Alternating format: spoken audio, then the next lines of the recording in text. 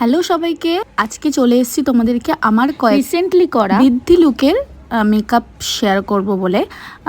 সচরাচর গায়ে হলুদের লুকের জন্য সবাই মেকআপ আর্টিস্ট বুক করলেও বেশিরভাগ কিন্তু সকালবেলা ব্রাইডরা কিন্তু বৃদ্ধি লুকের জন্য আমাদেরকে রিকোয়েস্ট করে।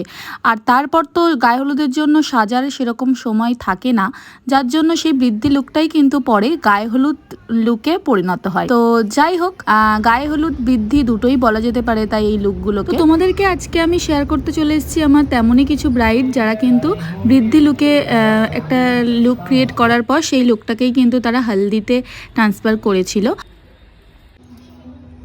আর এই লুকগুলোতে বেশিরভাগই ক্লায়েন্টদের ডিমান্ড থাকে যে খুব সফট, আর যেহেতু ডে মেকআপ হয় একদম একটা হালকার উপরে বেস থাকবে, দেখতে খুবই সাটল লাগবে মেকআপটা এবং গ্লোয়িং লাগবে। তো দেখতেই পাচ্ছ আমার প্রত্যেকটা ব্রাইডকে আমি সেরকমই দেওয়ার চেষ্টা করেছি লুকগুলো। তোমাদের এই বৃদ্ধি লুকগুলো কেমন লাগলো অবশ্যই জানিও, এবং তোমরাও যদি নিজেদের স্পেশাল ডেতে এরকমই বৃদ্ধি লুক বা হলদি লুক চাও অবশ্যই কন্ট্যাক্ট করে নিও।